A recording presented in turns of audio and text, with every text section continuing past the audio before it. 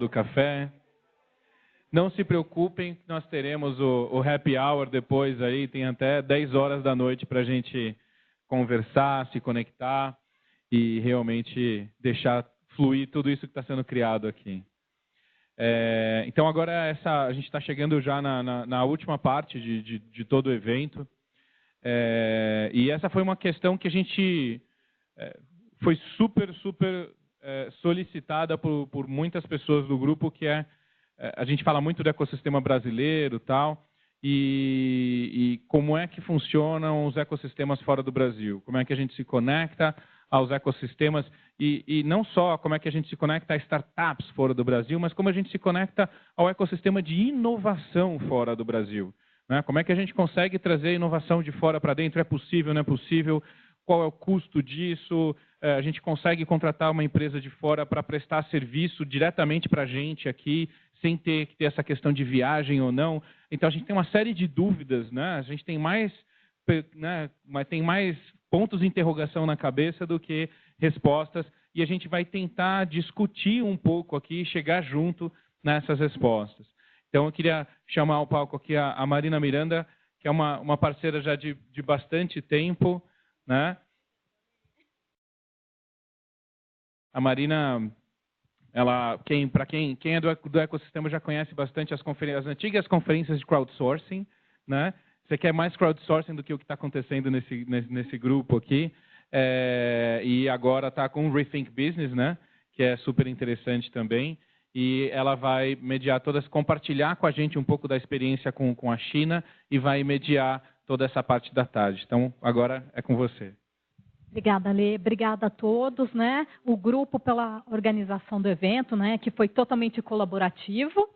E para a gente dar prosseguimento, a gente, como o Ale já adiantou o nosso assunto, eu vou convidar as pessoas aqui para o palco, né? O Inicie, ele é do CIBIPA, né? Que é responsável por esse trabalho com a internet, China, Brasil. Ele vai contar para a gente um pouco sobre essa experiência de trabalhar e toda a sua experiência já cultural, familiar. Então, eu vou convidar também aqui o Oswaldo Barbosa. Ele é partner da OpenVC e vai contar mais a sua sociedade, falar um pouco sobre esse trabalho com Israel. Obrigada. A Luciana Detoni, ela é do Consulado de Israel. Ela vai fazer também a apresentação institucional e contar sobre inovação e as startups em Israel. Eu queria convidar o senhor Okubo, ele é presidente da Jetro e é a Apex do Japão. Bem-vindo. Então, para a gente começar a nossa dinâmica, além de mediar, eu também vou fazer uma pequena apresentação muito rápida. Eu até peço a colaboração de quem puder marcar o tempo para a gente não estourar muito e depois ir para o happy hour, né? Então, o que eu vou falar é sobre a missão que nós organizamos, né? Então, foi a primeira missão aberta com foco em inovação e startups para a China, né? E a gente levou um grupo de 34 pessoas, que era desde empreendedores, de corporação, Grupo Martins, universidade, investidores, e lá todo mundo ficou muito alucinado, porque todo mundo tem uma imagem da China muito distorcida, né? Quando fala de China, todo mundo pensa em poluição, pensa em cópia, só que eles estão galgando assim muitos e muitos degraus, né? E aí, eu até quando começo a falar de China, eu falo o que eles têm de pretensão, né? E você tem a rota da China, a rota da seda que eles estão agora implantando, que é conectar Europa, conectar o mundo através de terra e do mar, né? Então, você tem uma situação assim. Obrigada. Você tem uma situação onde você teve agora a convenção deles, né, onde ficou determinado quais são os objetivos de país, os objetivos para o mundo, e aí nada melhor do que uma cidade como Shenzhen para a gente poder entender um pouquinho melhor o que eles estão fazendo lá e como que a gente pode se inspirar também como empresas, né? Então, essa foto que vocês estão vendo aqui, eu vou tomar cuidado que tem um degrau, isso aqui é Shenzhen em 1980, tá? E aqui eu tenho certeza que todo mundo já ouviu falar que Shenzhen é o novo Vale do Silício, ou pelo menos sabe que Shenzhen é uma potência na área de maker e na área de startups, né? Então, assim, em muito pouco tempo, eles conseguiram construir uma diferença lá no país, né? E aí... Peraí. Acho que é melhor.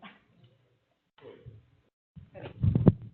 Então, aqui a gente consegue ver um pouco do que eles estão construindo lá. Então, eles têm a cidade, né? Então, vocês viram uma cidade onde era alagada, casinhas, olha os prédios, né? Então, se vocês forem ver na internet, tem muito vídeo falando sobre Shenzhen. E a gente teve em algumas empresas lá, né? Caramba! Foi. E uma questão muito interessante que lá eles têm espaços makers, onde você tem equipamentos de indústria, né? Então, aqui a gente está acostumado com espaços makers diversos, né? Só que os espaços makers deles têm uma pequena diferença. Elas são equipamentos que vocês encontram, inclusive, nas indústrias mais avançadas, né? E a gente teve num desses espaços, e um desses espaços makers, é só para entender, e aqui é uma curiosidade, eu acho que nem todo mundo aqui já ouviu falar deste evento que chama Burning Man. Todo mundo já ouviu falar do Burning Man? Então, Burning Man é um evento gigantesco no deserto dos Estados Unidos, onde não existe nada, né? E aí eles constroem uma cidade que tem essa duração de poucos dias e depois tudo pega fogo. Essas coisas incríveis que vocês estão vendo, elas foram todas construídas lá nos espaços makers de Shenzhen, né? Aí desmontados e montados de novo lá nos Estados Unidos, né? Aqui um pouquinho para vocês terem uma ideia do que é o Burning Man, né? E aqui alguns dos equipamentos que você encontra nos espaços makers, quer dizer, espaços para você poder testar e construir novos produtos, né? Como a gente tem aqui no Brasil. Só que a diferença de equipamentos é brutal. E aqui é uma aceleradora que é a primeira aceleradora de hardware, e ela tem uma coisa que é muito interessante, porque todo mundo aqui conhece as plataformas de crowdfunding, não é? Kickstarter, Indiegogo. Então, essas plataformas, elas, além de conseguirem trazer investimento para os empreendedores, elas também dão muita visibilidade. Esta aceleradora de hardware, ela consegue números incríveis.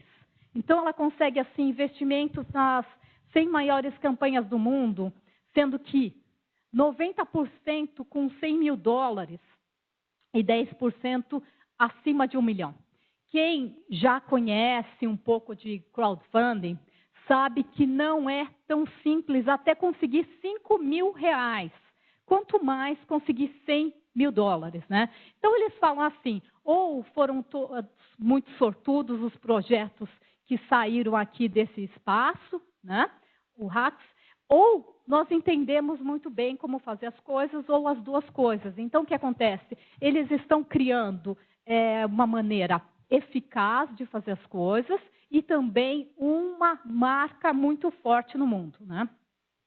E aí, você tem empresas que, por exemplo, vocês sabiam que aqui, 70% do mercado de drones do mundo é produzido em Shenzhen?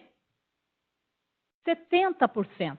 E os drones, cada vez mais, eles têm muitas e muitas utilidades, desde segurança, desde manutenção de infraestrutura, então muitas e muitas utilidades, né? Então 70%. Então essa é uma empresa muito importante na China porque foi a primeira que deu visibilidade para as empresas chinesas fora no mundo. Então, a DJI é fantástica, sim. Quando a gente foi para lá, todo mundo ficou alucinado. Você podia testar todos os drones que tinham lá à disposição.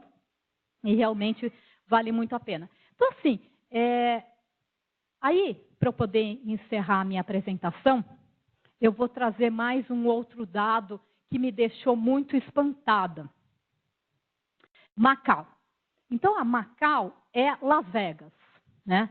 Só que Las Vegas, o tamanho de Las Vegas, 6 vezes Las Vegas, né? Então, imagina o volume de dinheiro que rola em Las Vegas e multiplica isso por 6, certo? Então, os números, quando você vai para a China, eles são, assim, brutais, né? Então, a gente foi fazer apresentações das empresas lá e nós tínhamos grupos como Martins e Invest Shenzhen fazendo as apresentações. Eram números, assim, chocantes para a gente, né? Então, eu vou agora, assim, respeitando o tempo, né? E vou passar para o Win, que também vai falar e vai completar muita coisa, porque ele está muito mais tempo nessa história de China. Obrigada, gente. Obrigado, Marina. Obrigado pelo convite.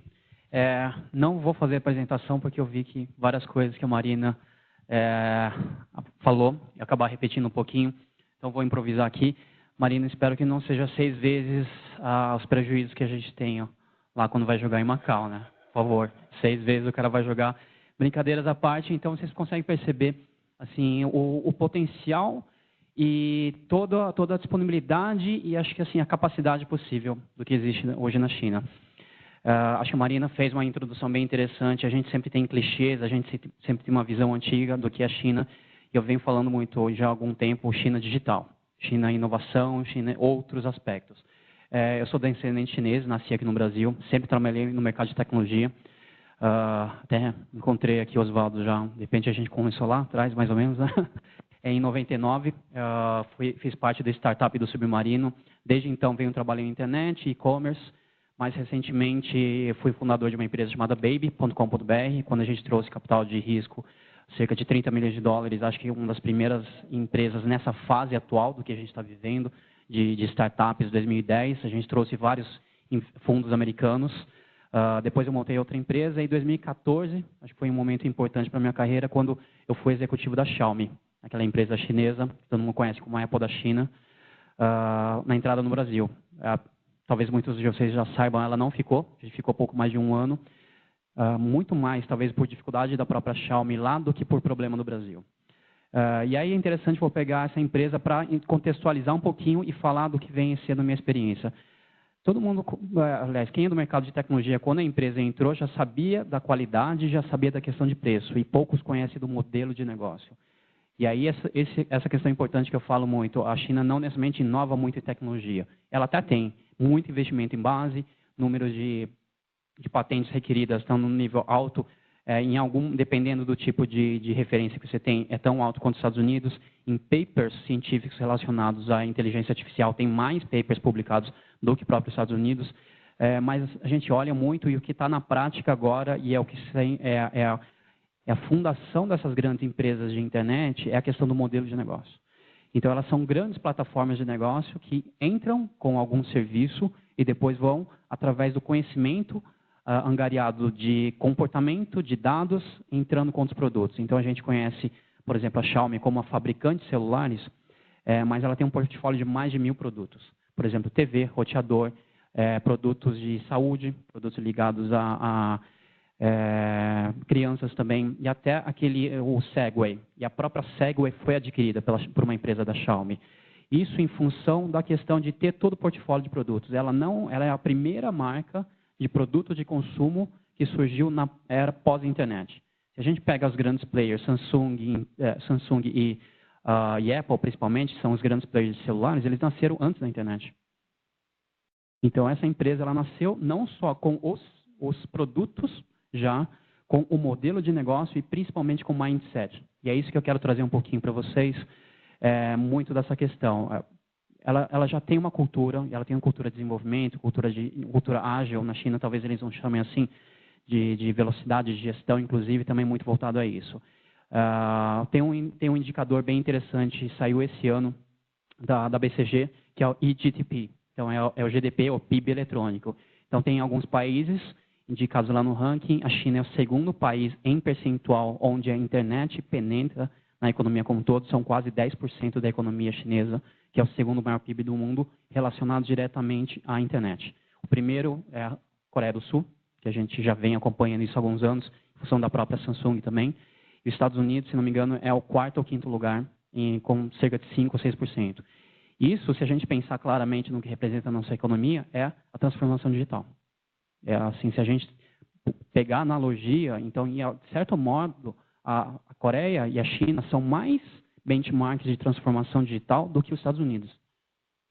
Porque muitos setores, e aí é muito em função, talvez, da questão da maturidade dos mercados. E essa comparação que a CEBIPA faz com relação aos dois mercados, por que eu estou puxando Brasil e China? Não é simplesmente porque são duas oportunidades de mercado interessantes, simplesmente porque eu sou chinês e brasileiro.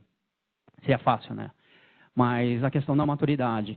O Brasil, em vários setores, e é o que a gente estava comentando um pouquinho também, ele talvez está no nível de maturidade mais próximo da China. E aí vou citar 3 exemplos, que são os clássicos que a gente vem mencionando do varejo, e aí o varejo físico e o eletrônico. Então, o varejo físico ele teve um nível de maturidade bem avançado aqui no Brasil. A gente vê grandes redes, mas não, obviamente, como Estados Unidos, e por isso que também os americanos estão sofrendo tanto com essa questão da queda do varejo. E aí a China, os consumidores, eles têm menos apego ainda a varejistas físicos. Então, agora foi muito fácil eles falaram, não quero mais comprar em loja física. Da mesma forma, cartão de crédito. Cartão de crédito, a gente sempre fala da questão da desbancarização, mas o índice de cartão de crédito no Brasil é altíssimo. A quantidade é muito grande, mais do que um por habitante. Na China também foi uma questão de esse nível não foi tão alto e eles falaram, não quero cartão de crédito, vou direto. Inclusive, a gente fala com o cartão plástico, mas a China, o cara não tem nenhum plástico, ele vai direto para o mobile payment. E assim sucessivamente por outras áreas também, a gente menciona o próprio mobile. Então, a internet nos Estados Unidos, surgiu nos Estados Unidos, então as pessoas ainda, muitos têm um legado, que é a utilização fortemente no escritório, empresas em computadores de desktop e uma parte em celular. E a grande popularização do celular na internet no Brasil aconteceu graças à popularização dos celulares. Todo mundo tem uma alta índice de penetração. Enquanto isso, na China, são 750 milhões de usuários, com um índice de mais de 90% só no celular e internet. Então, 10% só de fato usam via desktop. E isso permite todo esse surgimento de grandes empresas que a gente fica ouvindo, Alibaba, Tencent, Baidu e todas essas outras empresas. São basicamente, eles surfaram toda essa onda. Então, o desenvolvimento da China também tem algum desses pilares.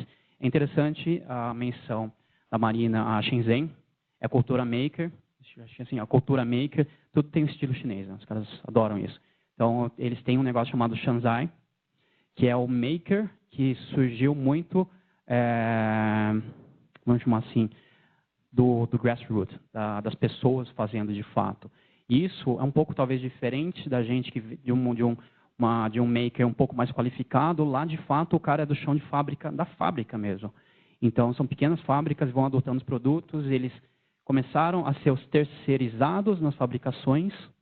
Em algum momento, ele falou, esse produto aqui pode ser vendido na China, só que não desse jeito. Então, eles vão adaptando ao longo do tempo. E aí, essas adaptações começaram a desenvolver o mercado local, desenvolver os talentos, para permitir o surgimento de empresas como a DJI, como a Xiaomi, como a BYD, que é a grande fabricante de carros elétricos do mundo. A gente sempre fala da Tesla, a BYD fabrica inúmeros de carros mais do que a Tesla. E também surgiu ela surgiu como fabricante de bateria. Então, ela tem um forte background de produtos elétricos.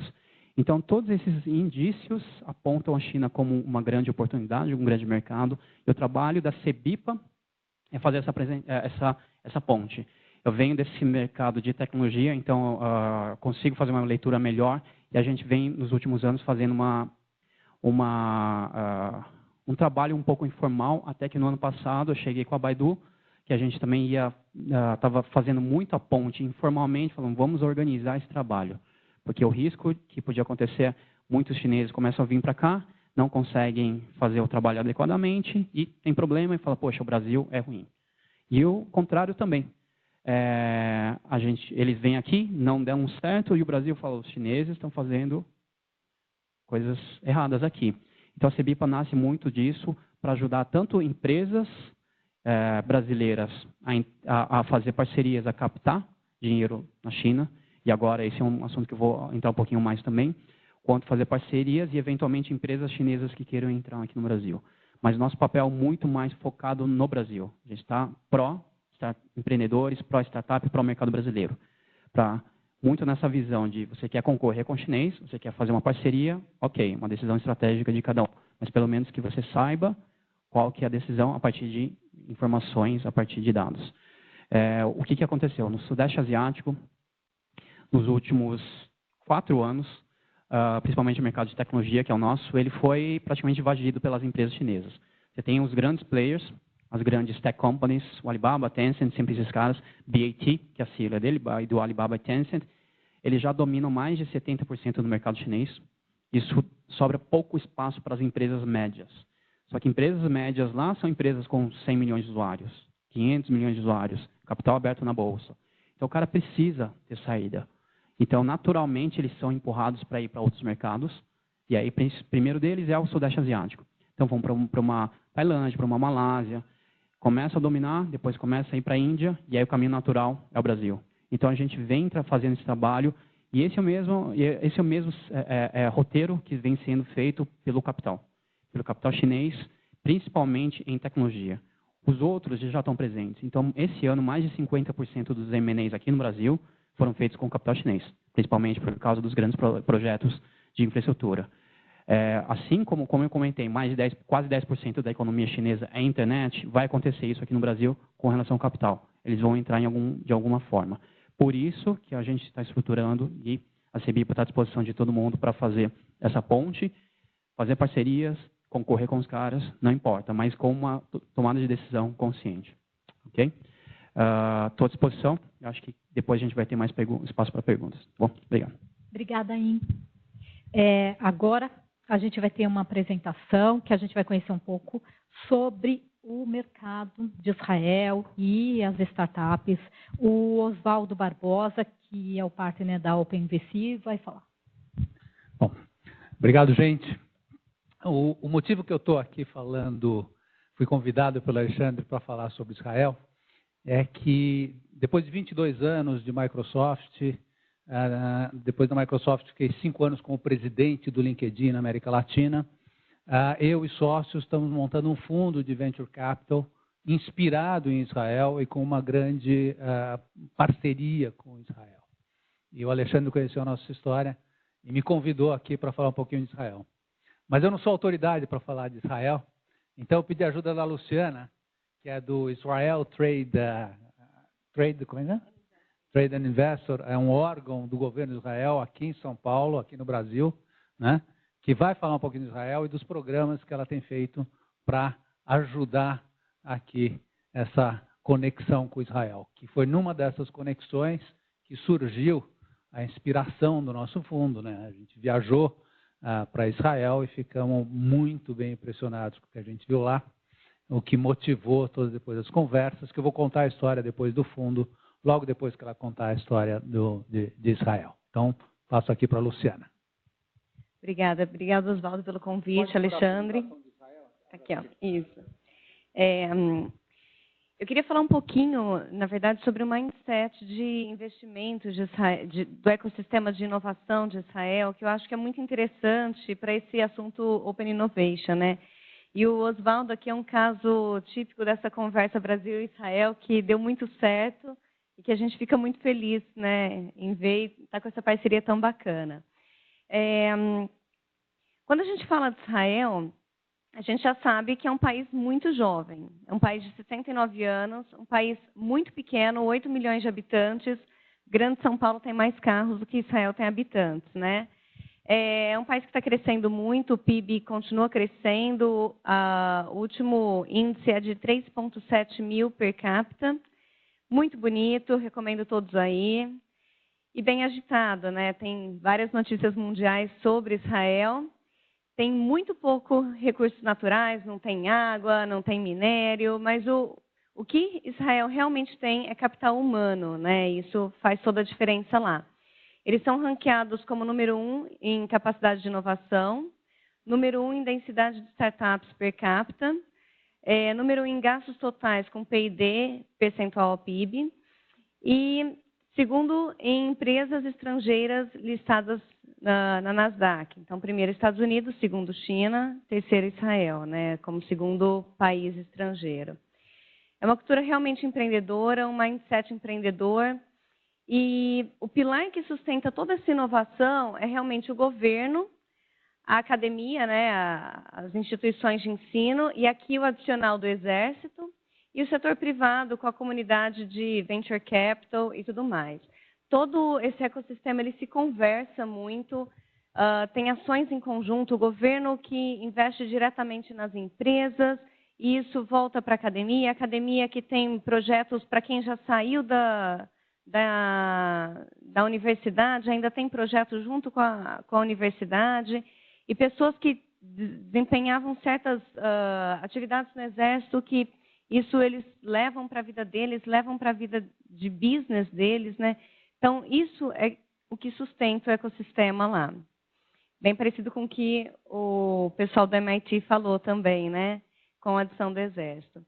E uma questão que eu gostaria de citar alguns pontos, né, interessantes da cultura, que pode ser interessante para desenvolver até dentro de casa, né? A gente tem quando a gente fala de Israel, a gente fala de uma cultura muito questionadora. A gente tem pessoas que desde a sua formação mais básica já é levado a questionar muito. Por que disso, por que daquilo? Até uma questão de questionar as autoridades, né? A hierarquia lá é mais flat, não é tão rígida, né? É uma sociedade formada por imigrantes, por pessoas que saíram de perseguições e foram para lá com o intuito de realmente fazer um país, fazer aquilo acontecer e ter uma terra para chamar de sua. Então, uma questão de construção muito grande. Tem um senso de urgência muito grande, né, por toda a situação que eles vivem, em questão do Exército. Então, tudo dá um senso de urgência muito grande e uma disposição muito grande em tomar riscos, porque, para quem passou pelo Exército, você falir uma startup, tanto faz, né, não tem tanto problema assim. A tolerância ao fracasso é uma coisa muito interessante. Sempre que tem alguém falando sobre Israel, né, do mundo corporativo, fica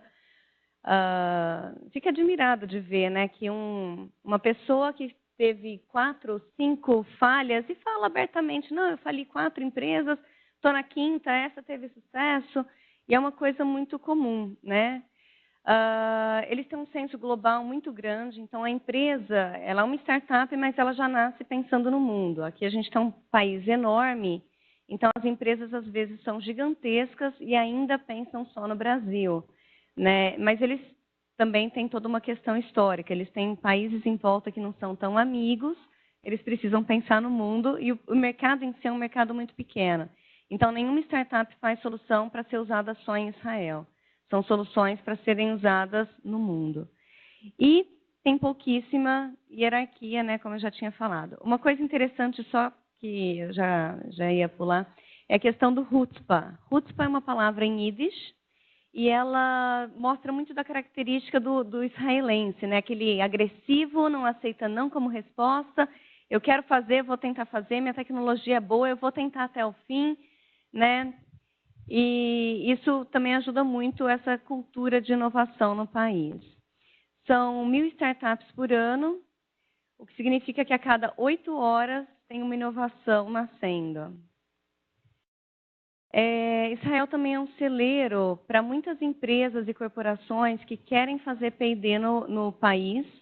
Então, aqui eu coloquei só alguns exemplos. São mais de 300 empresas que têm centros de P&D no Brasil. Muitas delas têm setor de TI, setor de telecom, setor de life sciences, enfim, são várias empresas. E o próprio governo de Israel, ele incentiva as corporações a irem para Israel e estabelecerem seus centros de P&D lá, com vários apoios governamentais bem interessantes. Algumas Made in Israel Technologies que eu só queria mencionar. A gente tem a Netafim, né, que foi a primeira empresa de drip irrigation, que é aquela gotinha pequenininha que cai na planta. Isso fez com que os desertos lá pudessem ter plantações, e a gente tem 2 plantas da Netafim aqui no Brasil, uma em Ribeirão Preto, que é interior de São Paulo, e outra no Nordeste. E atualmente ela foi adquirida por uma empresa mexicana. A Intel, ela desenvolveu o Pentium 4 e o Centrino nos laboratórios lá em Israel, e várias outras coisas foram desenvolvidas lá. A Mobileye é um dispositivo que tem alguns carros hoje já vêm com essa tecnologia embarcada, mas é um dispositivo de prevenção de acidente. Você saiu um pouquinho da rota, ele te avisa. Você está muito próximo do carro da frente, ele te avisa. Isso cai muito os acidentes, e essa tecnologia tem sido embarcada em vários carros para desenvolver tecnologia para os carros autônomos, né? A Mobileye, ela fez um IPO em 2014, se eu não me engano, de mais de $1 bilhão, e agora ela foi vendida para a Intel por 15 bilhões. Então, foi um recorde muito interessante. Eu coloquei o logo da M-Systems. Provavelmente ninguém vai conhecer essa empresa, mas ela é uma empresa que fez a Flash Memory e foi vendida para a SanDisk há muito tempo atrás. Então, hoje, essa tecnologia do pendrive que a gente tem, todo mundo tem na sua bolsa, no seu escritório, foi desenvolvida pela M-Systems. Hisense, para os pais aqui do auditório, deve conhecer aquele dispositivo que o neném está dormindo e ele capta a respiração do neném, se ele está respirando, não está, está mexendo, não está. Hisense foi desenvolvido em Israel. PrimeSense é uma empresa que desenvolveu a tecnologia para o Kinect do Xbox, então, para ler os movimentos, né? E foi adquirida por uma empresa agora. A Waze, que foi adquirida pela Google, todo mundo conhece e usa bastante em São Paulo, dispensa apresentações. É o que mais usa, com certeza. Com certeza. Até para o caminho que a gente já conhece, a gente usa o Waze, né? A Rewalk, que é uma empresa que desenvolveu um esqueleto humano, e eles têm feito mais inovações também nessa área, também foi feito em Israel. A Given Imaging é uma empresa que foi vendida por uma empresa americana. Ela desenvolveu a PillCam, que é uma pílula, que na verdade é um robozinho que você ingere e ele tira foto de todo o trato digestivo, até evitando que você tenha que fazer endoscopia e tudo mais. Isso tem no Brasil, já é usado no mundo inteiro. E é uma história interessante de parceria, que lá em Israel as parcerias são muito grandes. Um doutor, como parceria com uma pessoa que desenvolvia nanotecnologia para míssil, juntaram e fizeram essa empresa Given Imaging, bem interessante. E Brainsway, que é uma empresa bem interessante que desenvolve um sistema eletrônico para tratamento de depressão crônica. Então, são só algumas invenções, a gente pode falar do tomate cereja, pode ficar aqui falando de várias coisas interessantes, mas só alguns highlights aqui. Algumas pessoas que foram para Israel gostaram muito, então, algumas cotações do Warren Buffett, da Google, etc. E são pessoas que realmente foram para Israel, estabeleceram seus centros de pesquisa e fizeram parcerias muito, muito boas. Depois eu posso passar um slide para vocês. E se a grande pergunta é como estabelecer conexão com Israel, eu queria deixar aberta a porta do nosso escritório, o meu contato para vocês. O escritório do Israel Trade and Investment é dentro do consulado de Israel. A gente responde diretamente para o Ministério da Economia para Israel. Então, no final do dia, o nosso objetivo é fazer business entre Brasil e Israel.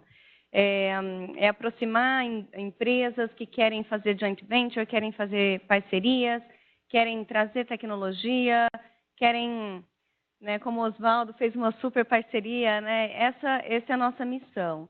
A gente também faz alguns projetos específicos junto a algumas empresas que a gente chama de scouting, que é procurar tecnologia em Israel, focada em alguns assuntos. Um exemplo bem interessante foi uma empresa brasileira chamada Avante, que fez uma parceria com uma empresa israelense. Eles fizeram um projeto de scouting conosco, procuraram algumas tecnologias, estabeleceram parceria com 2 empresas. Depois, finalmente, eles compraram uma empresa que se chama Sling, lá em Israel, e agora vão abrir um centro de pesquisa e desenvolvimento em Israel. Então, são algumas coisas interessantes que a gente pode ajudar quem tiver interesse em fazer parceria Brasil e Israel. E muito obrigada, meu contato está aí, fiquem à vontade. E agora eu passo para o Oswaldo. Obrigado, Luciana. Pode pôr a outra apresentação? Então, essa é a história de Israel. E a história do fundo OpenVC, que é o fundo que a gente está montando, começa com a viagem que um dos meus sócios, o Mauro Muratório nosso, foi presidente da Microsoft, foi um dos que trouxeram a Microsoft para o Brasil e ficou presidente por um tempo, e com quem eu trabalhei aí por mais de 15 anos, né? O Mauro, depois que saiu da Microsoft, ele fez bastante deals de M&A, muitos na área de tecnologia, e aí ele foi para Israel e viu esse país, né? Essa startup nation, né? Qual que muda aqui? Isso, tá? E ficou maravilhado com o que ele viu lá, né? Volta para o Brasil, começa a estudar junto com o Ricardo, que é outro sócio dele, que trabalhou em M&A, que já tinham feito bastante deals. Um deal interessante que eles fizeram, foram responsáveis pelo fundraising, foi a Nelway. Quem conhece a Nelway é uma empresa de Florianópolis, uma startup de Big Data, que hoje deve ter feito o último fundraising aí na hora de 45 milhões de dólares e está abrindo escritórios nos Estados Unidos e na Europa. O Mauro e o Ricardo foram responsáveis por fazer o primeiro fundraising, né? Eles voltam para Israel já com uma agenda de estabelecer uma parceria, né? E estabelecem uma parceria com a JVP. A JVP é um dos maiores fundos de Israel, tem 23 anos como fundo de Venture Capital, já está no 8º fundo, já fizeram mais de 1,1 bi em termos de investimentos. São reconhecidos entre os 10 maiores fundos pela Preqin, que é um órgão independente de análise. Já investiram e criaram mais de 120 empresas, fizeram mais de 32 exits, sendo 12 deles na Nasdaq. Quer dizer, a JVP fez 12 IPOs na Nasdaq, né?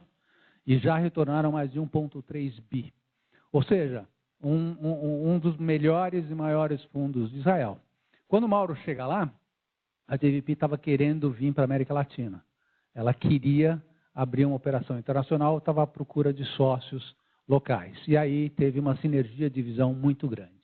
E a sinergia de visão básica foi, o que Israel tem de bacana é que toda startup é uma multinacional, não tem mercado interno para crescer uma startup. Então, toda startup, 3 pessoas, eles chamam de 3 people multinational. Eles já estão pensando nos Estados Unidos e na Europa. O benchmark que eles fazem é com empresas americanas, com empresas globais. Essa é a natureza lá. E é isso que a JVP queria fazer aqui no Brasil. Eles já tinham vindo aqui no Brasil, viram o ecossistema, o Pripas falou de manhã, do crescimento do ecossistema de startups, de fundos, de aceleradoras. Eles viram isso acontecendo e acharam que estava no momento de estabelecer uma base aqui. E aí nasce o OpenVC. O OpenVC tem como objetivo ajudar os empreendedores a globalizarem suas startups. Isso é o que a gente vai fazer, tá? Com 2 ângulos. O primeiro deles é achar empresas latino-americanas que tenham um potencial global, que possam amanhã competir nos Estados Unidos, que tenham tecnologia de ponta para competir lá fora, né? A gente está falando de, basicamente, empresas B2B. A gente acredita que são essas as empresas que podem rapidamente conquistar o mercado global. Hoje, uma corporação, quando compra uma tecnologia, não está preocupado se ela vem dos Estados Unidos, se ela vem da Finlândia, se ela vem da China. Ela quer a melhor tecnologia, né? E será que tem essas empresas aqui no Brasil? Será que a gente tem empresas que podem se movimentar? Tem uma série delas, né? A Nelway é um exemplo de empresa que tem uma tecnologia de Big Data competitiva globalmente. Tem uma outra empresa que a gente nunca ouviu falar, chamada Mozilla, que é uma empresa de um brasileiro que faz gerenciamento de devices para escolas, que ela criou aqui no Brasil, nem começou a vender aqui, já foi direto para os Estados Unidos e hoje é uma das principais parceiras da Apple nesse mercado. E assim, tem uma série de outras empresas brasileiras que têm empreendedor e têm tecnologia para globalizar. Essas são as empresas que o OpenVC busca. Tá? E aí, começando um pouco com os nossos sócios, surgiu um outro ângulo interessante, né? Que é ajudar as empresas israelenses que nesse processo de globalização tenham a América Latina como um mercado estratégico. Tá? A JVP sabe abrir escritório nos Estados Unidos, sabe ir para a Europa, sabe ir para a Ásia, mas não sabe vir para a América Latina. A gente sabe. Né? Eu, o Mauro, o William, somos três que fizemos isso a vida inteira, crescer em empresas de tecnologia na América Latina. Né? Então, a gente está aliando aí na OpenVC o capital, está aliando o expertise da JVP em olhar a tecnologia, o expertise da JVP em globalizar companhias e o nosso expertise de gerenciar empresas de alto crescimento na área de tecnologia. Né? Isso que faz o OpenVC. Né? A gente está falando de um fundo early stage, né? Um fundo que vai trabalhar mais série A, mas aí pode fazer um pouquinho anterior, mas a empresa já tem que ter produto, já tem que ter cliente, já tem que ter uma comprovação de que o produto é bom. Somos B2B, estamos interessados em empresas horizontais, que pode ser empresa de AI, de Data Analytics, de Computer Vision, ou alguma dessas tecnologias aplicadas numa vertical, numa fintech, numa agritech, em digital health, desde que tenha potencial de globalização, desde que tenha o que a gente chama de potencial para ser um category leader lá fora. Né? Esse é o nosso foco. Né? Agora, o que a gente está trazendo aqui para essa audiência, né, é uma coisa que também a gente aprendeu com a JVP, né? Que são parcerias estratégicas dentro do fundo. A JVP, ao longo desses anos, desenvolveu um modelo para corporações que queiram estar perto de inovação através do fundo da JVP. Os dois exemplos públicos que são mencionados pela JVP é a Alibaba, que é investidora dos fundos da JVP, e a Cisco, que querem estar perto da JVP, não pelo retorno financeiro de um fundo de venture capital, mas mais por ter acesso à inovação. E sendo strategic investors do fundo, têm direitos especiais diferentes de um investidor normal, individual do fundo. Basicamente, acesso ao deal flow, né? E acesso ao deal flow com conhecimento. Né? Não é só, está aqui uma lista de empresas, não. A gente viu essas empresas, a gente pode falar dessas empresas, a gente pode ajudar vocês nesse mercado. Né? E a possibilidade de co-investimento. Né? Essas são as razões que as corporações estão investindo com a JVP, e é isso que a gente está trazendo aqui para o Brasil, e é com isso que algumas empresas, principalmente as brasileiras, né, que hoje têm feito seus programas de startup, seus hackathons, suas acelerações aqui, mas estão restritos a empresas, a startup, a inovação que ocorre no território brasileiro. E essas empresas, uma grande parte delas, são empresas que são empresas de nível global, né? Que devem olhar a inovação fora do Brasil também. E a gente está trazendo agora um veículo para que essas empresas possam, através do investimento no OpenVC, ter acesso à inovação através do fundo, copiando, né, um modelo bem sucedido da JVP. Né? Então, acho que essa foi a história que o Alexandre gostou, né? Porque isso é uma coisa prática, pragmática, que está à disposição para as empresas que queiram ter acesso à inovação, não só aqui do Brasil, mas também de Israel, através do fundo. Oswaldo, obrigada. É um grande aprendizado, né? Uma coisa interessante que a gente estava conversando é que Israel ela é excelente em fazer spin-offs, né? Então, o Boaz, que estava aqui no Brasil até pouco tempo, né?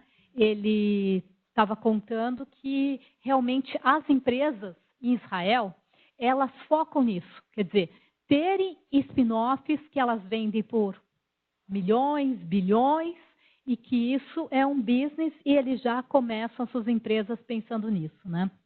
Então, é um modelo diferente do que a gente tem aqui, que é uma oportunidade também para as empresas, né? E agora eu quero convidar, então, o senhor Okubo, que é o presidente da Jetro, então, é a Apex do Japão, e quando a gente for fazer perguntas para o senhor Okubo, lembrando que ele está há pouco tempo aqui no Brasil, né? 1 ano. Então, ele fala português, mas tem que falar com ele assim mais devagar, ok? Obrigada, gente. Boa tarde. Primeiramente, gostaria de agradecer pela oportunidade de estar aqui. E muito obrigado ao senhor Alexandre e a senhora Alexandre, daí, e toda a equipe Votorantim e do Kubo. Meu nome é Atsushi Okubo. Somente Okubo. Então, muito fácil para lembrar meu nome, né? E estou aqui desde outubro de 2005.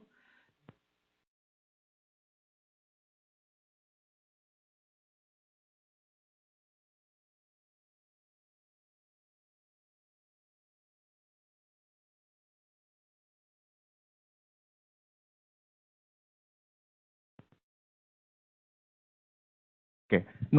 Não posso falar português fluentemente como senhorinho, mas eu tenho chinês.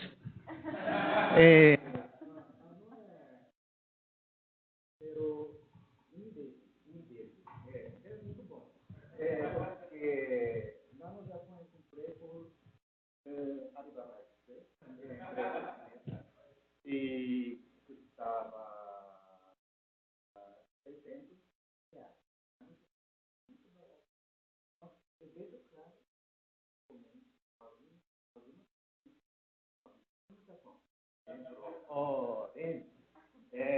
fabricada em Sony. E também esse fantasma de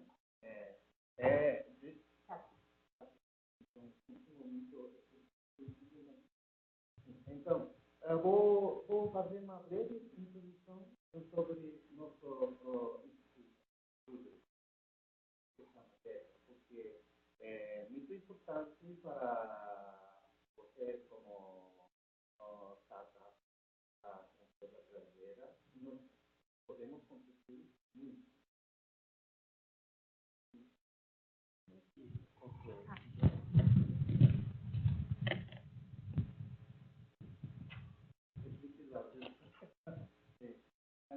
Antes de começar a apresentação, sim, gostaria de perguntar, acho que quem sabe o nome do Jetro? Levanta a mão. Só 2. Não sou funcionário, sim. Sim. Jetro é como o Apex do Japão. Jetro possui cerca de 120 escritórios, tanto dentro do Japão quanto em outros países do mundo. Através dessas redes de escritório, conseguimos conectar rapidamente empresas japonesas com empresas brasileiras. E esse não funciona, né? Sim. Jetro fomenta tanto o comércio exterior quanto o investimento internacional. E porém no momento, sim. E então vou explicar um pouco mais nossa rede de escritório. Temos 74 escritórios em 54 países. Na América Latina temos 7 escritórios. E dentro do Japão temos mais ou menos 45 escritórios espalhados por todo o Japão. Estamos em quase todas as províncias e temos contato direto com o governo local, associações, empresas locais. E o Japão foi historicamente um país feudal, de modo de que ainda hoje preserva algumas dessas características, como agrupamento de empresas de determinados setores em clusters regionais. Os escritórios locais da JETRO auxiliam a internacionalização dessas empresas. Além disso, quando uma empresa brasileira tem interesse em estar no Japão, a JETRO pode ajudar a encontrar a melhor região para cada empresa, assim como encontrar um parceiro, um distribuidor ou obter informação sobre incentivos locais.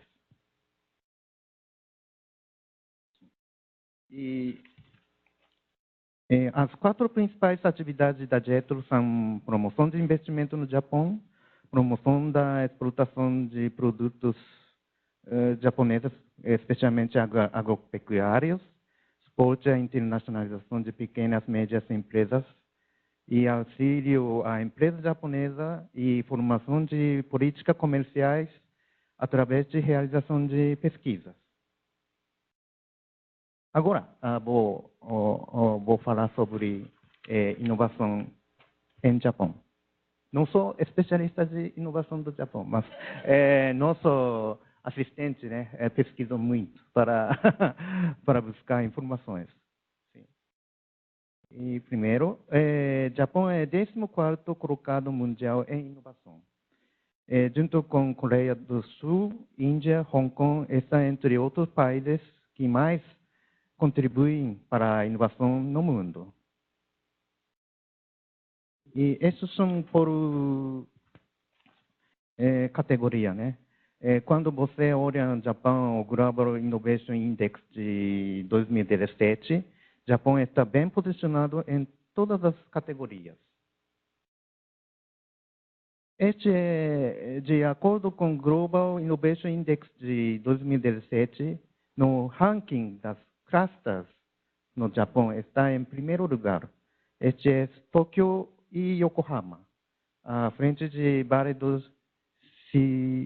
Silício, em Estados Unidos. Este é de acordo com pesquisa de Ministério de Economia do Japão e da JETRO, o Japão é o país preferido pela empresa estrangeira para estabelecer centro de P&D na Ásia. A metade das empresas industriais estrangeiras no Japão tem seu próprio pesquisa e desenvolvimento no país. Este é alguns exemplos de grandes empresas com centros de pesquisa e desenvolvimento no Japão. São Apple, 3M, Johnson & Johnson, BASF, entre outros. E cluster de inovação japonesa, não somente Tóquio, né? O governo está esforçando para criar um melhor ambiente de negócio no Japão, para promover a inovação, não somente em Tóquio, mas principalmente principais cidades dentro do Japão. Tem incentivos especiais para estimular a criação de startups em algumas regiões. O governo japonês também apoia a criação de startups nascidas em universidades para aplicar conhecimento e tecnologia avançada na indústria. O governo seleciona startups promissores que recebem apoio financeiro, consultoria de especialistas para se desenvolver. Este slide mostra 6 mercados atraentes no setor de ICT no Japão. inteligência artificial, IoT, fintech são os setores com grande potencial de crescimento. Primeiro, sobre o setor de inteligência artificial. O tamanho do mercado poderia crescer 6 vezes mais do que agora, até o ano 2020.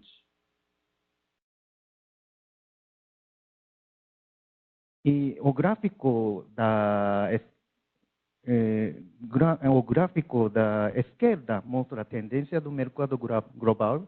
Na direita, podemos ver o mercado de inteligência artificial no Japão. Sim, já está grande mercado com 37 bilhões, com previsão de crescimento anual de 23,4% até 2030.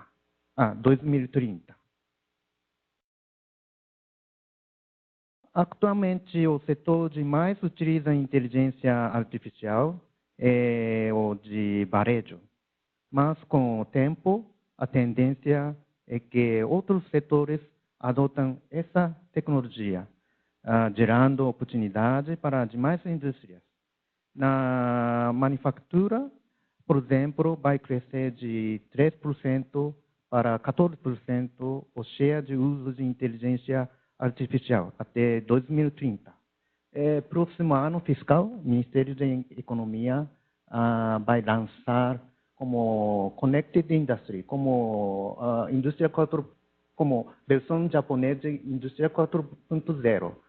Então, governo aplicando vários recursos para incentivar como crescimento da indústria 4.0 no Japão. E este slide mostra os motivos para o crescimento da inteligência artificial no Japão. Como a diminuição da população e da oferta de trabalhadores.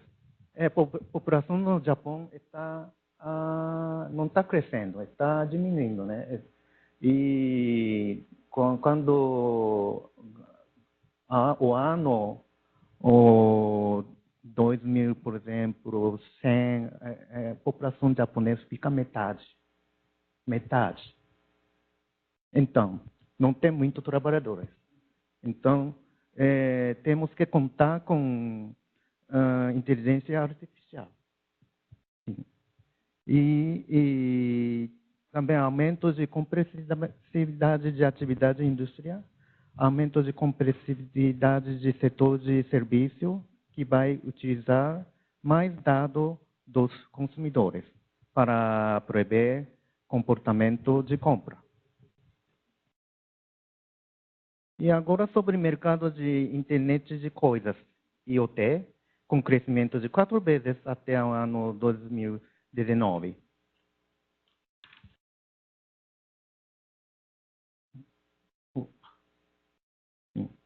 E podemos ver que o mercado de IoT também vai crescer muito no Japão, em média 17% até 2020. É igual ao mercado global.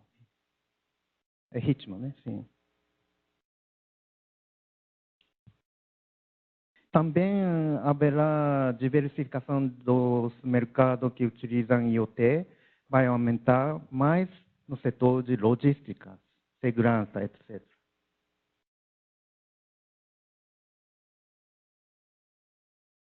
E estes são exemplos de uso de IoT no Japão. O Japão está esforçando no setor de IoT para aumentar a eficiência de logística e automóvel e também na segurança, principalmente por meta do ano 2020, vai ter realizado Olimpíadas em Tóquio. Agora, fintech. Falando brevemente sobre a oportunidade de mercado de fintech no Japão.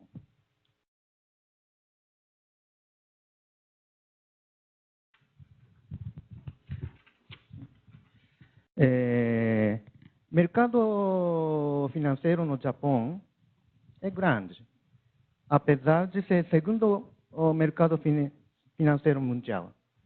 Mas a maioria dos investimentos é direcionado à operação de back-office, que não inclui fintechs. Se olharmos o investimento em fintechs, o Japão está atrasado em relação a seus concorrentes na Ásia, especialmente Singapura, né? Sim, ainda está em processo de regulamentação do mercado, mas como o mercado financeiro é grande, portanto, a oportunidade de crescimento do mercado de fintechs no Japão.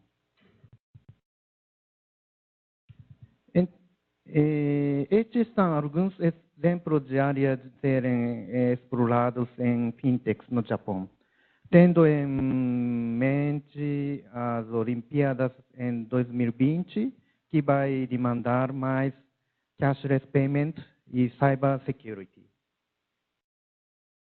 Agora sobre nosso apoio para vocês. Sim. Agora vou apresentar um pouco sobre o programa Invest Japão, que apoia empresas brasileiras interessadas em investir no Japão. O objetivo de Invest Japão é atrair investimento de empresas estrangeiras ao Japão para revitalizar a economia, atrair talento como vocês, conhecimento e tecnologia ao país.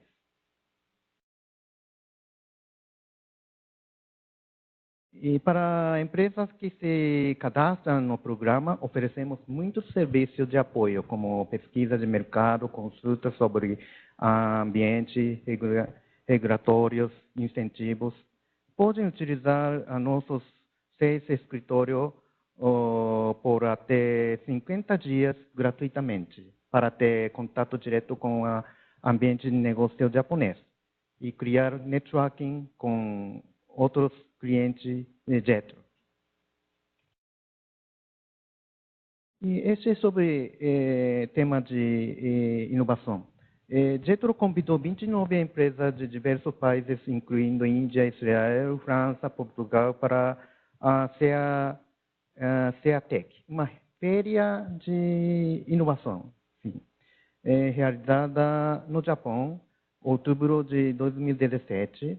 E essa exposição exibiu um novo tema como IoT, robótica, inteligência artificial. Foi realizada Business Matching, com 59 empresas japonesas relacionadas nesse setor. E nossa organização, Jetro, está estudando de convidar empresas brasileiras para participar desse evento. Sim, CEATEC 2018. E estamos falando conjunto com a ABDI sobre essa iniciativa. Sim. E nós convidamos porque isso é muito importante, porque como startup tem muita inovação, muita inteligência, então a economia japonesa também, empresas japonesas também precisam desse nova inteligência e aproveitar e fazer como parceiro ou financiamento. Sim. E nós estamos esperando essa iniciativa. Sim.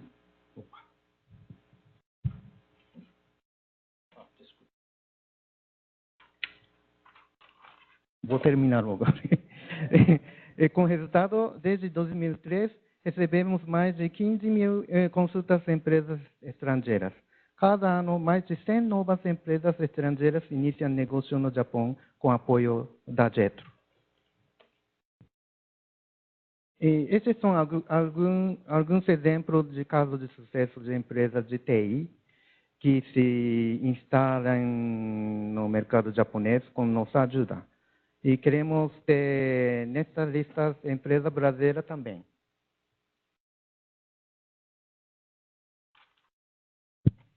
E a maior parte dos projetos que apoiamos foi a área de TI, muitos promissores no Japão.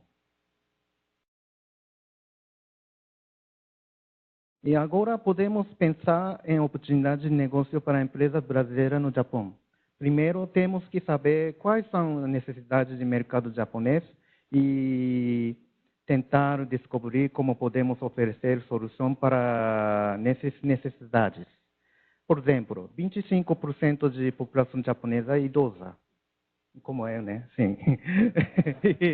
Que tipo de serviço podemos oferecer para facilitar a vida deles? No setor de saúde, por exemplo, há muitas oportunidades para integrar saúde e tecnologia, monitoramento, robôs para fisioterapia, etc. A experiência que a sua empresa vai ter no Japão poderia ser aplicada no Brasil futuramente, né? Porque a sociedade das empresas, sociedade brasileira também vai ser envelhecido. Então, seu grande negócio poderia ser continuando, né? Sim. Sim. E agora, vou terminar agora. Sim. E para expandir seus negócios, estabelecendo a empresa local no Japão, pode contar com o apoio da Jetro. Nossos serviços são todos grátis. Exemplo, a gente oferece pesquisa de mercado dos setores, lista das empresas quem poderiam ser seu parceiro. Também na parte jurídica, nós temos muitos advogados e contabilidades, e Jetro tem contrato com especialista, então poderia oferecer os serviços deles de graça. Caso, única condição, caso tenha interesse no Japão, por favor, se mostrar interesse estabelecer essa empresa no Japão, no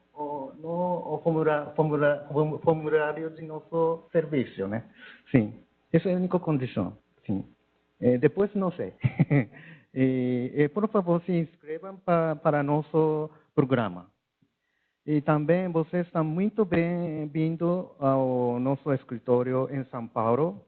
Estou sempre em escritório de São Paulo. E para saberem mais sobre a oportunidade de investir no Japão. Sim, vou terminar a minha apresentação, leva muito tempo, desculpe. Sim. Muito obrigado por ter a sua atenção. Super obrigada, senhor Okubo, que já faz propaganda para o Okubo, tem que cobrar isso. E lembrando que o Japão foi notícia que a SoftBank, junto com o Didi, a empresa chinesa, vieram e compraram a 99 Táxi, né? E também lembrando essa conexão aqui desse painel, que as empresas chinesas, elas vão muito também para Israel, adquirir empresas, como foi o caso da GVP, que recebe também o investimento do Alibaba, mas várias empresas também chinesas vão lá fazer parceria, aquisição de startups. Então, assim, a gente agora está aberto para as perguntas, né?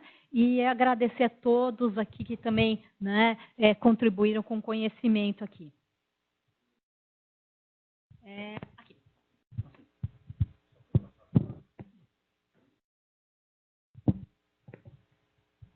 Alguém tem alguma pergunta? Opa! Sobre a VC de Israel, né? Você falou que o foco de você... Da onde, desculpe? Meu nome é Ricardo, eu sou advisor, sou empreendedor e sou mentor de startup. Vocês falaram que o foco de vocês é só Big Data, só inteligência ou tem outras áreas? Não, o foco é B2B. Só B2B? B2B. Ou B2B2C, em alguns casos a gente pode também considerar. Esse é o nosso foco, porque é aí que a gente acredita que existe empreendedor que pode desenvolver tecnologia única, tá? Tecnologia de ponta, para competir lá fora. É o que a gente tem visto na história aí dos casos de sucesso, o caso da NEL, o caso da Mozilla e outras empresas, são basicamente empresas B2B que você consegue globalizar. Aí pode ser AI, pode ser Big Data, pode ser blockchain, pode ser... A gente é agnóstico o tipo de tecnologia, desde que seja B2B, desde que seja digital, né? Por exemplo, na área de digital health, né, na área de saúde, a gente não trabalha com coisa genética, né, ou com empresas que desenvolvem hardware, que tem outra dinâmica, né? Agora, um IoT para implementação na saúde, sim, isso é o tipo da coisa que também nos interessa. E na área de varejo? A Retail Tech é uma das verticais que a gente se interessa. Inclusive, temos uma das... Nesse momento, a gente ainda não está investindo, a gente está fazendo fundraising, a gente está captando, né? A ideia é que no começo do ano a gente faça o first close e comece a investir. Então, no pipeline de empresas que a gente está vendo, a gente já está vendo algumas empresas interessantes na área de varejo. Mas vocês basicamente estão buscando empresas de série A. A gente está buscando early stage, né? O série A, um pouquinho antes do série A, tem que ter produto, a gente tem que ter produto, tem que ter cliente, tem que ter comprovação que o produto é relevante, quanto da curva de crescimento, se está no começo ou se está no meio, aí a gente pode analisar, desde que tenha como foco B2B, desde que seja tecnologia de ponta, capaz de competir lá fora. Eu não quero criar polêmica, não concordo muito com você. Com? Eu não concordo muito com você. Acho que a gente tem hoje muitos excelentes negócios altamente competitivos lá fora e que não necessariamente são tecnologia de ponta, né? Eu tenho transitado por vários coworkings aí, estou muito envolvido aí com algumas startups que não é tecnologia de ponta, mas é uma inovação de ponta e compete lá fora. Talvez a gente esteja falando a mesma coisa. Destruidoramente, né? Eles acabam com o mercado até porque não tem. Em alguns casos não tem, em outros casos são altamente competitivos. Acho que a gente está falando a mesma coisa, tá certo? Quer dizer, quando vê, por exemplo, um exemplo, é RD, Resultados Digitais, que é uma empresa aí na área de inteligência de marketing, que está sendo muito bem sucedida aqui no Brasil e está indo lá para fora. Tecnologia de ponta, tem algumas empresas que estão nesse espaço, mas ela soube aplicar essa tecnologia num segmento específico de mercado, com muito sucesso, e sim, tem capacidade de globalizar. Eles têm cliente nos Estados Unidos hoje, tá certo? É um caso de inovação. Quer dizer, acho que a gente está falando a mesma coisa, tá? Acho que a gente está falando a mesma coisa. Não? Que foi aquilo que a gente estava conversando. Não é fazer assim, ó, vou fazer um novo e-commerce para vender X lá fora. Não é isso que a gente está falando. Tá? Mas acho que a gente está falando a mesma coisa, tá?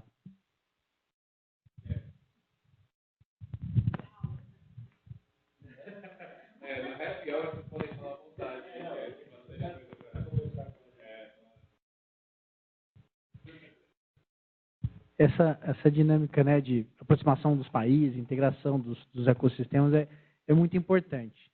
E eu vejo que os governos também estimulam isso. Visto a Jetro, a própria... Né, e tem, acho que ainda tem o edital do MIDIC com o Brasil para fazer a interação entre empresas brasileiras e de Israel?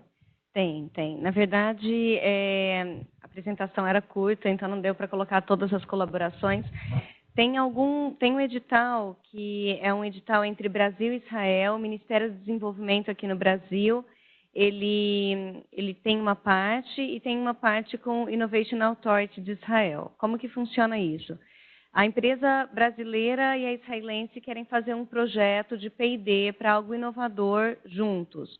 Inovador pode ser um processo, um produto, mas tem que ser algo inovador. Então, essas empresas elas se juntam, fazem esse projeto inovador juntos e submetem. A empresa israelense submete para o Innovation Authority, a empresa brasileira submete para o MIDIC.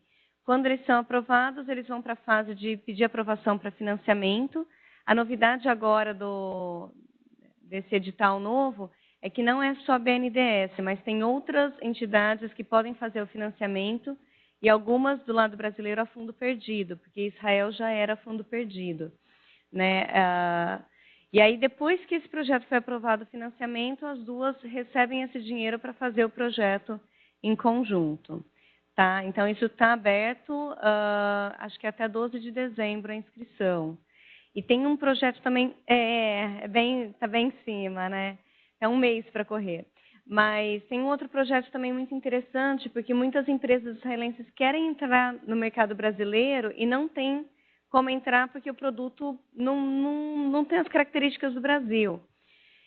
E aí precisa fazer uma adaptação, uma tropicalização desse produto. Então, lá em Israel, o governo israelense financia a adaptação de alguns produtos para alguns países específicos, dentre eles o Brasil. Então, tem algumas ferramentas que o governo realmente estimula aí Brasil e Israel, sim. Obrigada pela lembrança do projeto.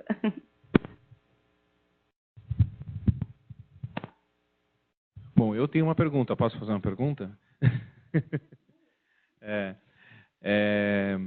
Eu queria ouvir literalmente de cada um de vocês, de cada uma das regiões, né? Porque a gente tem 2 representando Israel aqui. Eu vou colocar um exemplo muito prático. Eu sou uma empresa, Votorantim Cimentos, tenho um ecossistema de inovação aberta, e eu entendo que tem alguns temas que o Brasil ainda não tem maturidade, e eu vejo fora do Brasil uma explosão de empresas maduras e capazes de oferecer uma solução para a gente. Então, eu tenho uma oportunidade aqui e uma necessidade aqui. Como é que eu consigo conectar essa oportunidade de fora com a necessidade daqui? E, assim, se vocês, né, como órgãos específicos de cada um dos países, conseguem apoiar nessa interlocução, no execution mesmo, sabe? Tipo, a tornar realidade, enfim, fazer essa conexão. Essa é a minha pergunta para cada um de vocês. Legal. A CBIPA, ela é uma entidade privada. Assim, a gente não é ligado ao governo. A gente conta com a parceria da Baidu aqui no Brasil. Então, tem essa característica diferente. Porém, a gente tem feito esse tipo de trabalho agora cada vez mais em alguns setores específicos, assim, do lado da China, assim como o Brasil é um país com forte atuação em vários setores, então a gente acabou linkando algum deles. Por exemplo, a IoT, que a gente falou tantas vezes, e a IoT, obviamente, a China é a grande indústria no mundo. IoT, fintech, e-commerce e serviços online, especialmente O2O, que é muito ligado ao retail, como você comentou também. Então, retail é a China é um dos países, por exemplo, mais no omnichannel, ou new retail é um dos mais envolvidos. Então, sim, a gente tem a possibilidade de trazer, e acho que a CBIPA tem uma característica diferente de nosso background, é de executivos e empreendedores, e a gente, inclusive, apoia nessa execução, inclusive, com a possibilidade de até ser sócio disso, aportando recursos próprios ou recursos de terceiros. Inclusive, a CBIPA é um lado mais institucional. A gente tem outro braço, chama Marco Polo, que é uma venture builder que a gente está construindo exatamente para trazer empresas, modelos de negócio chineses para o Brasil. Eventualmente, trazer como um ativo próprio, a gente montando no Brasil, quanto com uma empresa chinesa também entrando, seja ela entrando com tecnologia, com recursos, enfim, com o que quer que seja de ativos lá. Então, a CBIPA tem essa possibilidade de fazer tanto um deal, talvez um licenciamento, quanto até, eventualmente, a gente falou de spin-offs em alguns momentos, uma empresa nova em sociedade para a gente operar. Porque a nossa equipe vem com uma experiência muito grande de tropicalização de produtos chineses. A gente entende como que é o mindset deles, da estratégia, de lidar com produtos digitais, até entender aqui também se é para uma aquisição, se é para um investimento, enfim, todo o ciclo completo de uma empresa de internet chinesa. Isso muito em função da própria experiência da Baidu, que comprou o Peixe Urbano aqui, que chegou a montar um venture capital, que tem uma base de 40 milhões de usuários ativos no Brasil. Okay?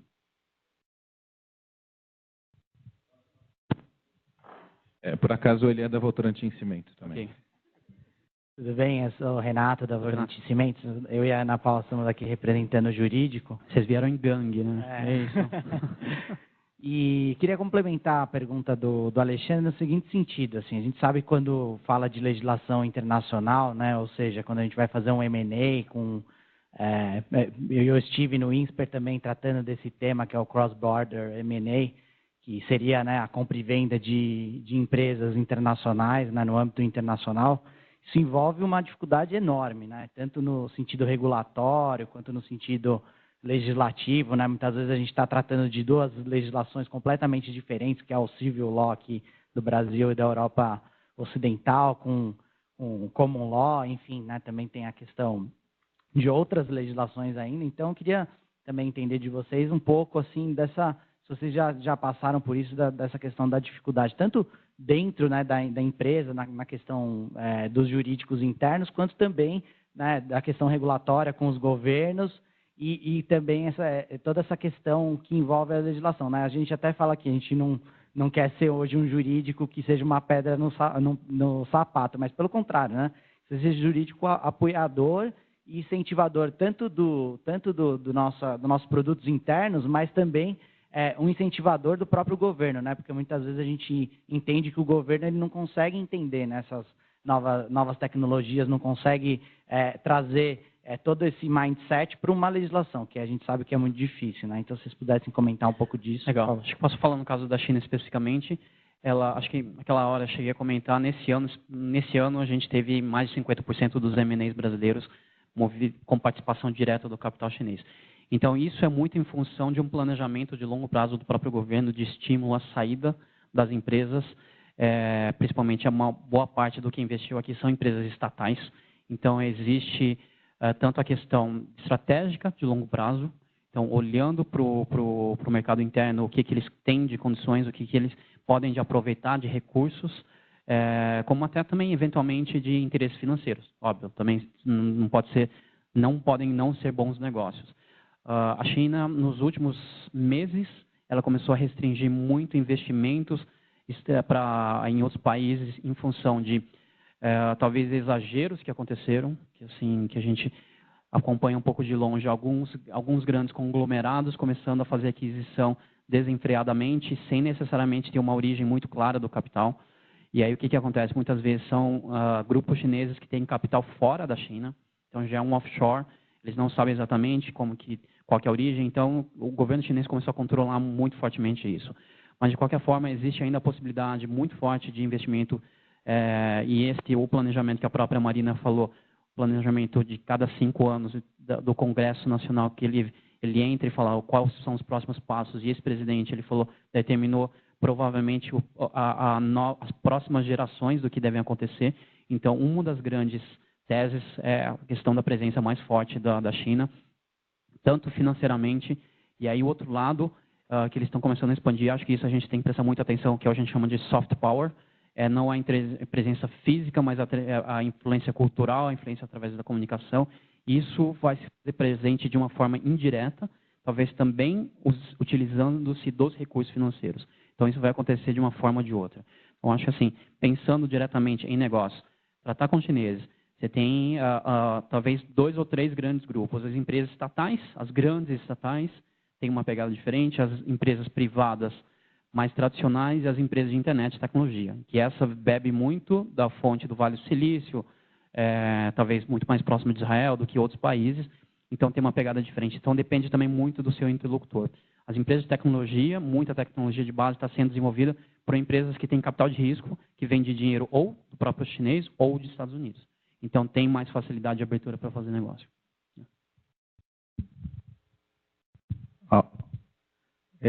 Não sei se eu entendo 100% essa pergunta, mas eu entendo que alguns setores, comparando com o Japão, não está maduro, né? Não está avançado. Essa é a pergunta, né? Sim. Por exemplo, a sociedade japonesa, um exemplo que eu falei pouco antes, com minha apresentação, a sociedade japonesa está envelhecida. Então, por exemplo, serviço para idosos, serviço para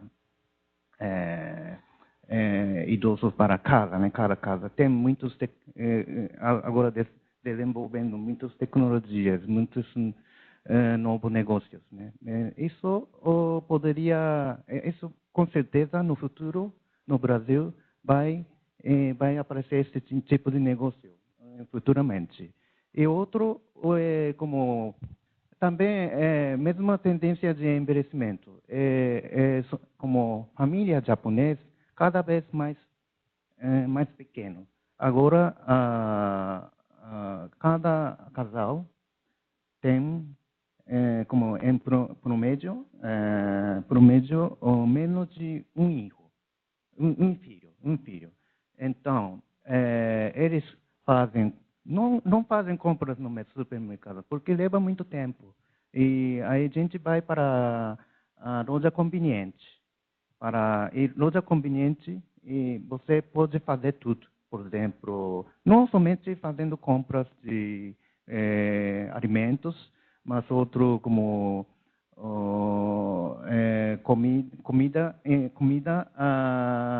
comida fácil. E pode comprar bilhete, pode receber transporte, pode mandar dinheiro, pode depositar dinheiro, pode fazer tudo. E agora está desenvolvendo várias tecnologias para administrar esse loja conveniente, né? E essa tendência vai seguir aqui no Brasil também. E já como loja como se chama aquela loja japonesa? Hirota, sim. Está fazendo o mesmo modelo de conveniente japonês. Então esse tipo de negócio vai expandir, eu acho que no futuro, né? E, então tem várias coisas e acho que a tendência vai seguir aqui no Brasil. Então para experimentar fazer negócio lá no Japão é bom. Você pode continuar seu negócio continuando, né? Obrigado. Bom, a gente sente que a indústria israelense, o ecossistema israelense tem muito o que complementar. É uma complementariedade com o Brasil, não é uma disputa. Então, essa pergunta faz todo sentido, né? Se uma empresa tem uma necessidade específica em Israel, existem vários mecanismos. Eu vou falar um pouquinho o que a gente faz no escritório para poder ajudar as empresas, né? As empresas elas podem vir com suas necessidades até a gente vai fazer um scouting, uma procura de empresas que têm exatamente, que sejam de acordo com a necessidade da empresa brasileira. A gente vai fazer uma apresentação para a empresa brasileira, olha, essas são as empresas. Quais você gosta e quais você não gosta e por quê? Porque a gente entendendo o porquê do não, às vezes é muito mais valioso do que o sim, né? E a gente aprende muito nesse processo, é um processo de ping-pong, vai e vem com a empresa tem que estar bem interessada também para ter um resultado bom. Depois que essa pesquisa foi refinada, aí a gente pode começar a fazer os contatos. O que a gente sugere? A gente sugere isso tanto tão culturalmente para o lado brasileiro quanto para o lado israelense. O brasileiro é sempre desconfiado em fazer business, e o israelense também tem um pouco de receio em fazer business com quem não conhece. Vamos começar passo a passo. Começa com um telefonema, uma visita, faça business pouco a pouco. Faz um business de vamos testar sua tecnologia juntos, vamos, de repente, adquirir, comprar, mas de passo a passo. E até chegar num M&A, que foi a pergunta, né? Nosso escritório, a gente é um escritório governamental, então a gente não tem um corpo jurídico grande para poder auxiliar as empresas nessa questão de fazer negócio, como que vai ser o contrato e tudo mais. A gente pode recomendar algumas pessoas que já têm essa habilidade Brasil-Israel, né, em contratos e tudo mais, mas esse não é o nosso core. Nosso core é abrir as portas para que as empresas brasileiras e israelenses se conversem e uma possa fazer negócios com as outras. Eu comentei um pouquinho do centro de P&D. Se uma empresa quer ir para Israel e abrir um centro de P&D em Israel, aí sim existe vários incentivos do governo israelense para que corporates estabeleçam lá esse centro de P&D. E aí seriam as leis israelenses, né? Mas o Oswaldo vai complementar. Na realidade, eu quero fazer uma reflexão sobre a tua pergunta, né? Quer dizer, o que eu acho que a coisa bacana da inovação e da inovação aberta é ser realmente aberto à inovação e não necessariamente fechado em um problema, tá?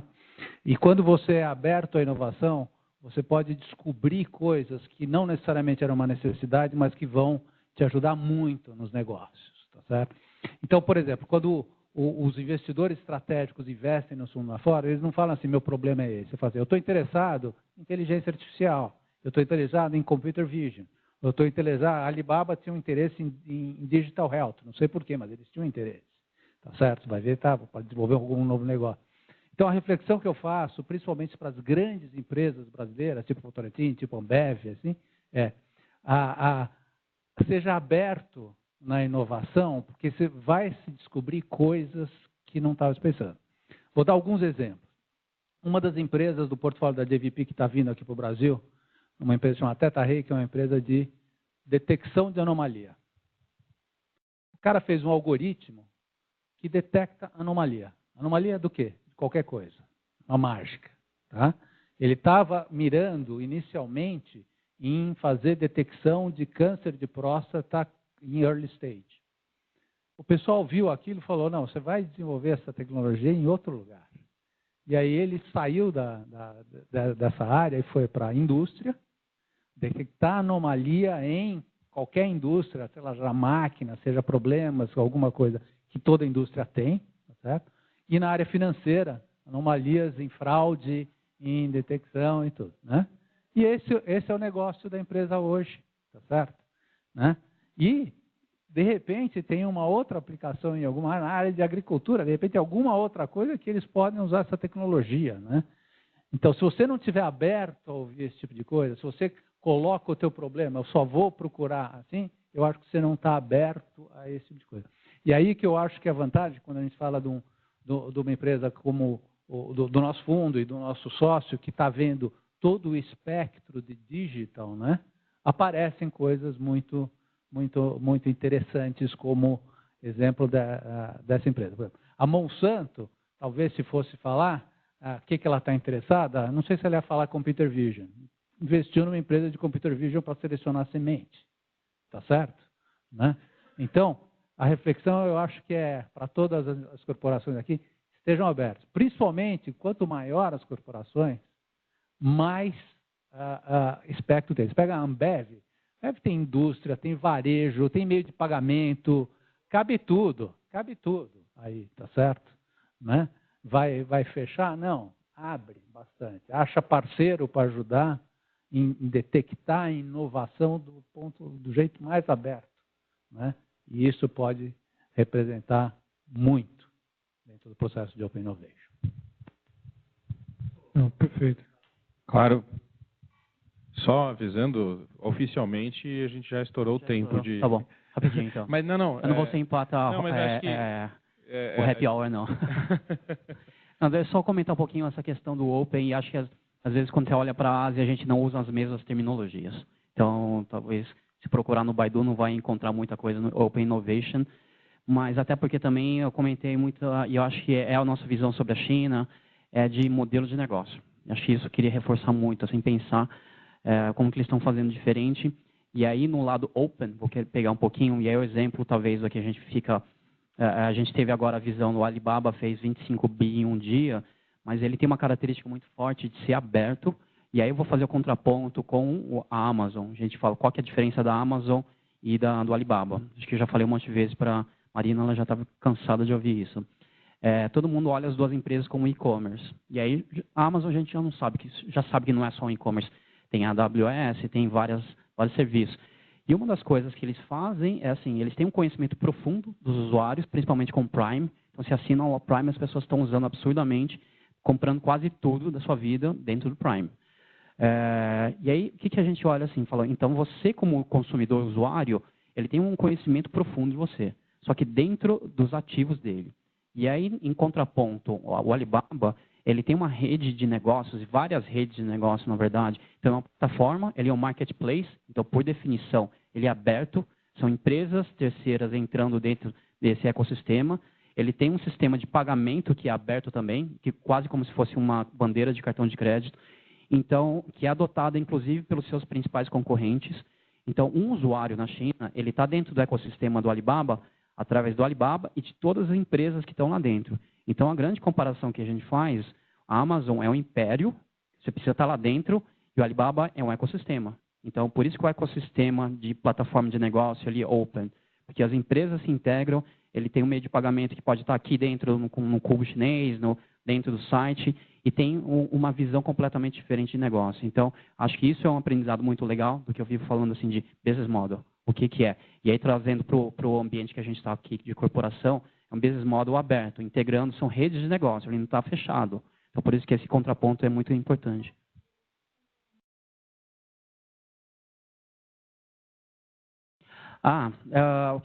Eu não lembro exatamente do número, mas vou fazer um ponto importante agora. O Singles Day, ele é o Black Friday chinês, aconteceu agora, no 11/11, e ele já entrou no calendário comercial dos Estados Unidos, por causa das quantidades de pessoas, consumidores americanos que compram direto no e-commerce. Então, os próprios e-commerce americanos já sentiram isso. Não vou falar nem da proporção, que 25 bi são 4 Black Fridays americanos. E é o e-commerce brasileiro o ano inteiro. Isso, como alguém do e-commerce brasileiro, eu sinto dor no coração. Mas muito disso vem de práticas diferentes. Então, eles só falam dos números, mas o e-commerce chinês é muito diferente do que a gente fala. Primeiro que mais de 80% é marketplace. E então são as indústrias atuando direto. Então, acho que muitos de vocês são indústria. Uma boa parte do que está lá não é um varejista, não é nenhum distribuidor. É a indústria atuando diretamente. Então, o que está mudando muito também, por isso que eu comentei bastante da transformação digital, são empresas que nascem já na internet. Então, empresas tanto locais quanto estrangeiras atuando lá.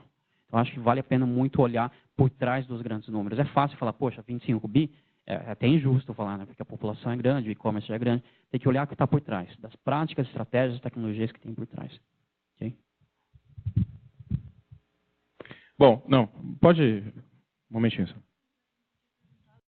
A Jetro pode apoiar. Aqui o Shochou depois falou sobre o mercado, né, e a oportunidade de lá no Japão, mas a Jetro apoia as empresas que querem, por exemplo, a Votorantim tem algum problema ou tem uma necessidade que ela acha que poderia achar a solução lá no Japão. Então, se vocês forem cliente da Jetro, né, faz o cadastro gratuito e você tem uma gama de serviços que a Jetro pode prestar para vocês, como pesquisa de mercado, aí dentro dessa pesquisa você fala, gostaria de saber para meu produto, aí você detalha qual que é o produto, quem são os principais fornecedores, e aí você pode entrar em contato direto com eles, né, se precisar da ajuda da Jetro, a Jetro ajuda também. E na questão de advogados, né, a Jetro também tem contrato com advogados que podem auxiliar vocês, e tanto pessoalmente, se vocês ficarem em um dos nossos escritórios lá, pode entrar em contato direto, ou se vocês preferirem, a Jetro dá uma lista dos principais escritórios de advocacia internacionais e vocês entram em contato direto também. Mas aí também pode ter sempre apoio da Jetro diretamente.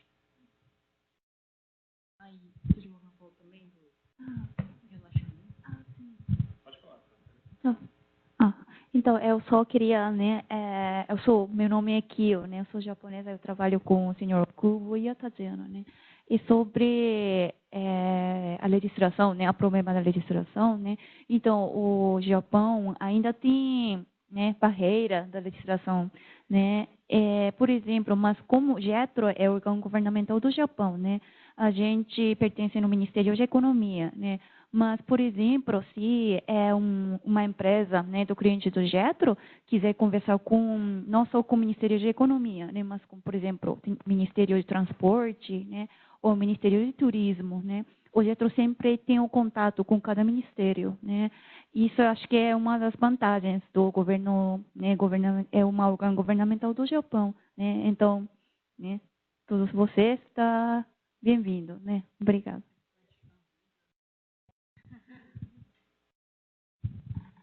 Não, perfeito. Mais alguma pergunta, pessoal?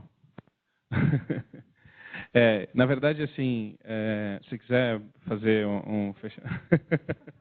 eu queria realmente agradecer, véspera de feriado, né? A gente não tinha se ligado quando a gente por que o Cubo estava vazio, né? Por que tinha essa data livre para fazer o evento e daí por diante? Poxa, porque é véspera de feriado, né? Então, a gente agradece muito, né, a presença de vocês aqui, né? Até o pessoal que está online aí, enfim, plena véspera de feriado aqui, participando, né? Se dedicando aí um dia inteiro a esse evento. A gente tinha programado no final do evento, que já acabou há alguns minutos atrás, inclusive, a gente fazer um fechamento para a gente conseguir, como grupo, ver como a gente consegue tangibilizar, como a gente consegue concretizar, né, trazer para a realidade mesmo uma série de ações que foram discutidas aqui.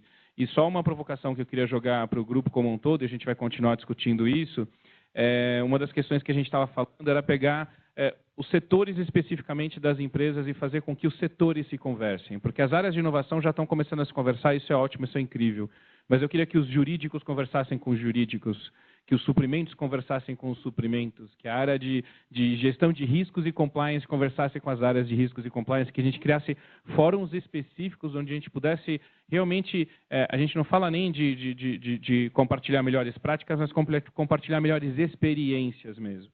Né? Então, você imagina, a gente tem um repositório de contratos, por exemplo, que eu acho que, claro que dependendo do contrato em si, tem coisas que são confidenciais, mas assim, que a gente pudesse ter modelos compartilhados entre as empresas, que a gente pudesse ter práticas compartilhadas entre as empresas. Eu acho que isso vai potencializar o mercado de uma forma muito forte. Né? É uma pena o pessoal da Vale ter saído, enfim, um monte de outras empresas, porque a Vale estava literalmente desesperada por esse tipo de iniciativa. Né, porque eles estão começando agora, né, acho que todas as empresas quando começaram passaram pela mesma situação, assim, né, tipo, tá tateando no escuro praticamente e tendo algo assim já estruturado e validado por várias empresas e daí por diante vai trazer uma força muito grande. Então, assim, a gente precisa pensar numa plataforma para conseguir fazer isso. A gente tem um grupo no WhatsApp que a gente conversa que eu sei que não é a melhor forma da gente conseguir conversar, eu não sei, a gente precisa pensar numa forma melhor de gerar todo esse conhecimento. O Ricardo preparou toda uma dinâmica para a gente conseguir fechar tudo isso e tal, mas infelizmente a gente não tem mais tempo. A gente começa o próximo fazendo isso, né? O próximo encontro que a gente está programando vai ser logo após o Carnaval, não tem data exata ainda. A Vale se ofereceu com toda a sua estrutura ali a sediar. Eles têm 2 locais prováveis, que vai ser ou no Rio de Janeiro ou em Belo Horizonte. A gente não sabe ainda onde vai ser esse encontro. E a ideia é exatamente essa, né? E daqui para frente a gente está falando para todas as empresas que quem quiser sediar, né? Até as empresas estão aqui presentes, enfim. A Ambev, por exemplo, ó, perfeito. Então, assim, a ideia é, por exemplo, a Vale, ela está começando agora e quer aprender. Então, ela vai sediar o evento com o intuito de receber empresas como a Ambev, por exemplo, empresas que já estão bem maduras nesse mercado e que vão compartilhar experiências. Né? Ou empresas que já estão mais maduras que queiram compartilhar também. Então, a gente vai começar a fazer, talvez, sei lá, a cada 3 meses, porque começar a fazer todo mês também, acho que talvez nem tenha agenda para todo mundo, mas acho que a cada 3 meses é mais ou menos ideal, e continuar compartilhando essas experiências e gerando resultado real mesmo. E, de repente, a gente fez contato com a Jetro, eu fiz o meu cadastro lá, e olha, já estou conversando com a empresa X, tal, né, com Israel, imagina com a China, enfim, e aí começar a compartilhar essas experiências. Né? Você viu o pessoal da L'Oréal aqui procurando soluções para a indústria 4.0, a gente também, então a ideia é exatamente essa mesmo. Né? Bom, enfim, Não, eu estou falando no futuro, eu quero me cadastrar, eu vou me cadastrar, mas estou dizendo assim, vocês imaginam no futuro, eu me cadastro, falo, compartilhando essas experiências todas que... Pois é. Mas, enfim, é isso, pessoal. Estava conversando hoje de manhã aqui com o pessoal da Ambev e tudo mais, que acho que valeria a pena os outros departamentos começarem a ser chamados para esse tipo de evento. Porque quando a gente participa, a gente começa a sentir a sensibilidade para onde os países querem chegar, para onde o Brasil quer evoluir, porque realmente a gente eu vou falar, eu sou do jurídico. A gente não tem essa sensibilidade. Então, por que a gente está aqui hoje? Porque você chamou a gente, senão a gente não teria vindo. Não teria partido da gente falar, eu vou hoje num evento de tecnologia. A gente sabe, a gente acompanha, mas quem sabe se vocês abrirem um pouquinho mais essas portas, vocês que estão conectados com esse mundo muito mais do que a gente, quem sabe facilitaria muito. Hoje um trabalho que a gente está fazendo na AVC é tentar viabilizar um programa com startup e tudo mais, mas isso porque o Alexandre chamou a gente para participar. Então, a gente participa desde o começo até o final. Mas se a gente não for chamado, a gente realmente não vai. Então, eu acho que falta, assim, e aí todo mundo fala, né? Não, o jurídico é uma área burocrática, é pedra no sapato, mas quem sabe se a gente for chamado, a gente deixa de ser uma pedra no sapato para ser uma área estratégica junto com a área de tecnologia. Então, é legal da gente participar. Por que a gente tem a cabeça aberta hoje? Porque a gente está participando desses eventos e fazendo contato, entendendo a necessidade, vendo mais para onde que está tudo caminhando.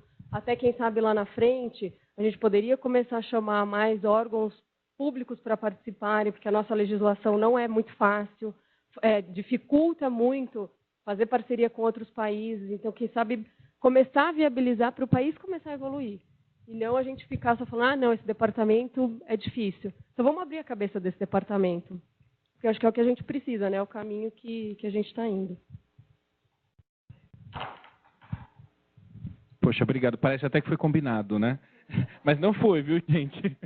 Não foi. Você quer... Um momentinho só.